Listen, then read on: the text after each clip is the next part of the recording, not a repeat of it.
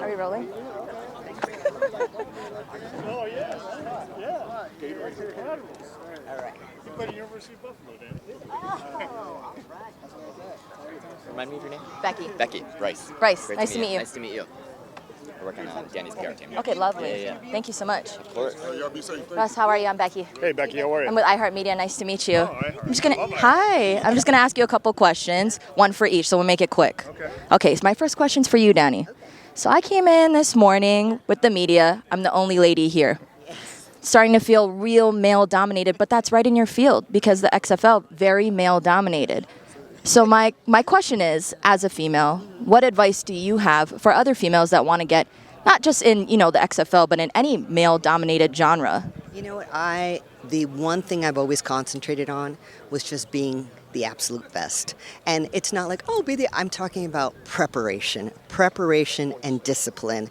The shutting out the noise so that you can find who you are, doubling down on the strengths of who you are, and then walking into the room and knowing that some of the things that come out of your mouth may not make sense to a lot of people, but that's okay.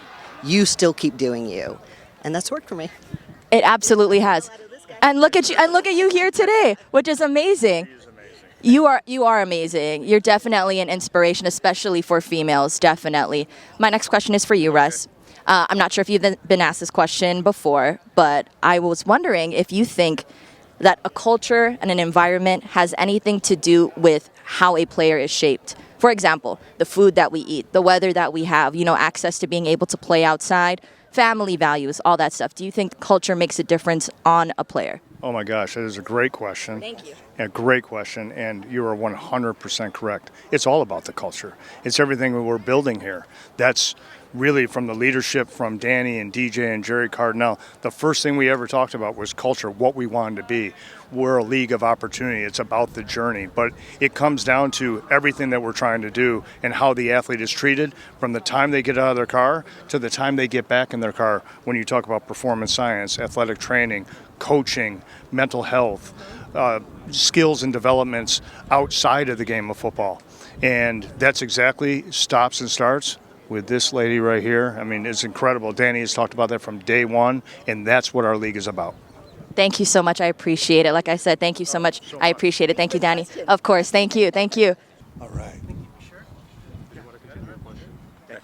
Hi. Hi. How are you? How are you? I'm super well. Thank you. Great shoes. Great. These? Yeah. Oh, thank you very much. They're very fun. It's my Project Rock shoes. They are fun. I have one question. Okay. So do you think that local people, meaning people from Hawaii, especially athletes, have an advantage because of the culture that they grew up in? For example, the food we eat, double scoop rice, mac salad, Yes. The weather is beautiful, we have great family values. Does that contribute Yes. and give an advantage to players, do you think, in your opinion? I do, yes. And I love that question. My answer is my answer is absolutely yes. I think being a local player, being here in Hawaii, whether you were born here or not born here, but just absorbing this culture, for sure, gives an advantage to local players. So to your point, yes, food, and weather, of course, where you can work out and train all year round and you're not worried about the snow or training indoor, family values, ethics, things like that. But also,